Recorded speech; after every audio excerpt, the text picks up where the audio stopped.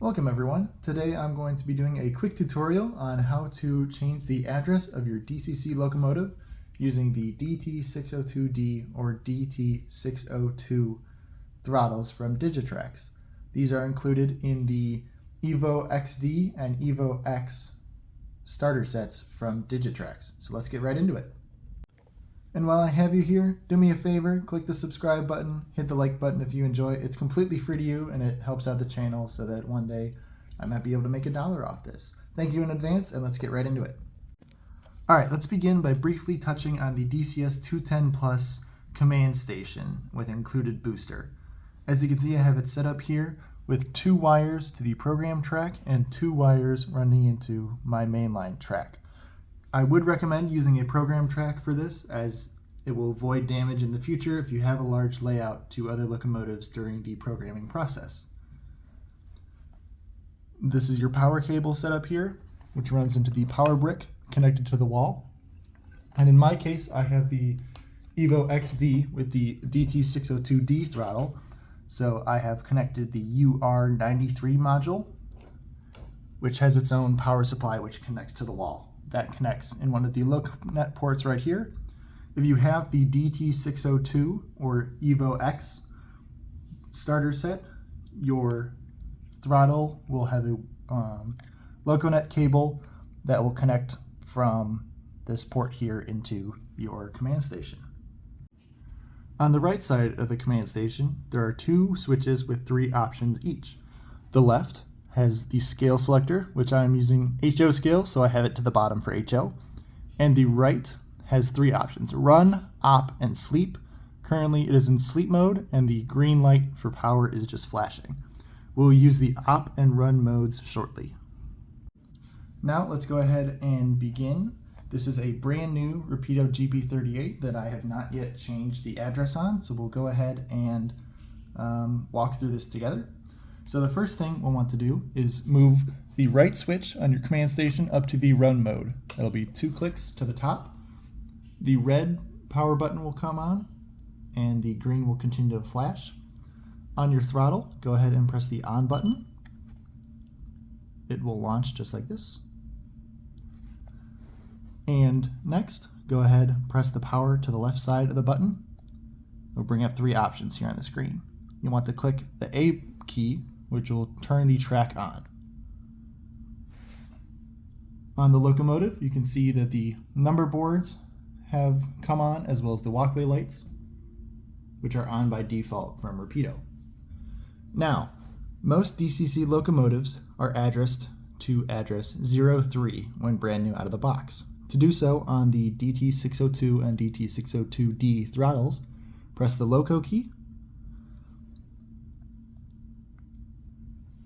It will begin to flash. Press 03 and then press the loco key once more. We have now selected the address 03. Now, if I hit the buttons for the lights on this locomotive, 0 will illuminate the front headlight and 6 will turn on the ditch lights. I'll keep the sound off just for now. You can press these once more to turn them off. And to turn the track power back off, we'll go ahead and just turn off the track power. This model does have capacitors, so the lights will remain on for just a few seconds. Now that we've confirmed that the locomotive does respond to default address 03, we'll go ahead and want to program it to its own road number.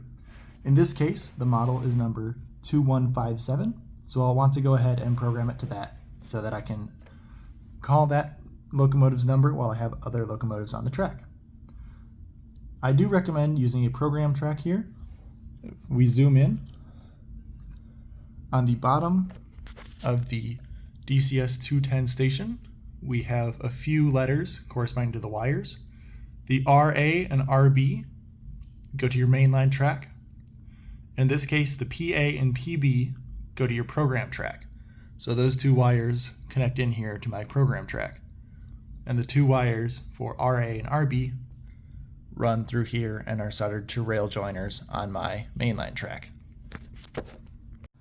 Now, to select the programming track, we'll go ahead and move the switch on the right into the center, into the op mode. You'll know when it's in this position when the green light begins to flash as shown. The red light should stay on, but it's drowned out by the green light at this time. Now let's move into the throttle. In your throttle, you can go ahead and press these 3 lines, which bring us up the menu. You can press 1 for quick decoder setup. And now it's completely blank right now because we have not told it to read from the locomotive. Pressing A will read the locomotive's decoder. The locomotive will stutter a little bit and may make some noise. This is completely normal. And now on the screen here, we can see that it is addressed to 03 in the short address, and the long address is 0128. This is just by default, and using address 4 or AD4, which is the 4-digit address, is currently off.